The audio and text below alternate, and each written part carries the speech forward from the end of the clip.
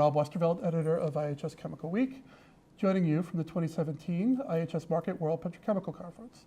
And I'm delighted to be joined this afternoon by Bob Patel, CEO of LyondellBasell. Bob, thanks for joining us. Thank you. It's a pleasure to be back. Great. Start with a broad question. What are you seeing in your key markets so far in 2017? So far, demand seems to be very robust. We're seeing demand growth globally. Yeah. I think generally there's expectations of improving economic environment.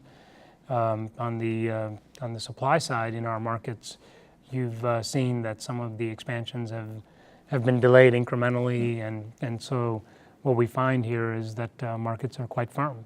Yep. With good demand and some delays in the new expansions. Talk about your view of sort of managing capital expenditures in this environment, given where the oil to gas ratio has fallen, where U.S. capital expenditures costs are. How difficult does that make it to plan or for scenario planning? And what do you think that means for capital investment going forward in the U.S. once this first wave rolls off? Well, if you think about ethylene crackers, back when the decisions were made to build the crackers that are being started up or will start up in the next 18 months, that was an oil price environment where we had oil to gas ratios that were 30 plus. Yep. So very high oil, the advantage was very clear. And at the time those decisions were made, we had estimates of capital which have turned out to be on the low side, I think. So now we're in an environment today where we have a lower oil to gas ratio, higher capital costs. So the way we're thinking about it is we're thinking about really scenario planning around different oil to gas scenarios, co-product values, how ethane supply will develop after these new crackers are built.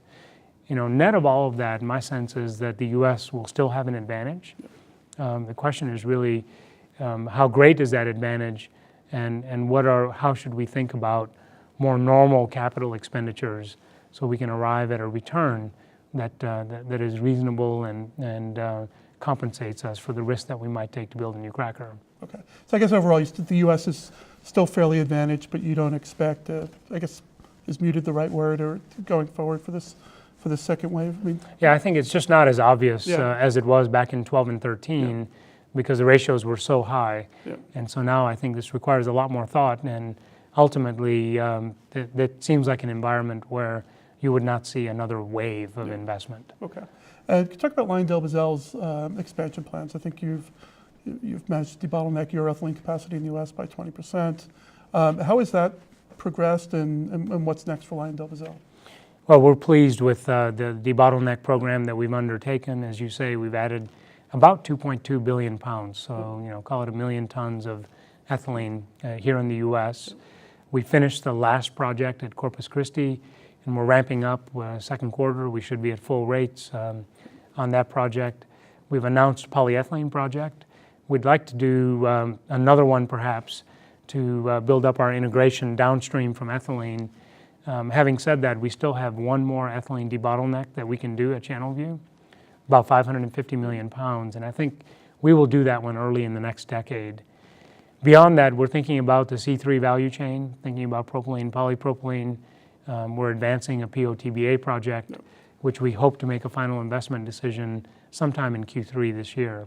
So a lot going on the organic side, and I think still sort of methodical, disciplined, and very return-minded. Great. Bob, thanks for joining us today. Thank you. Great.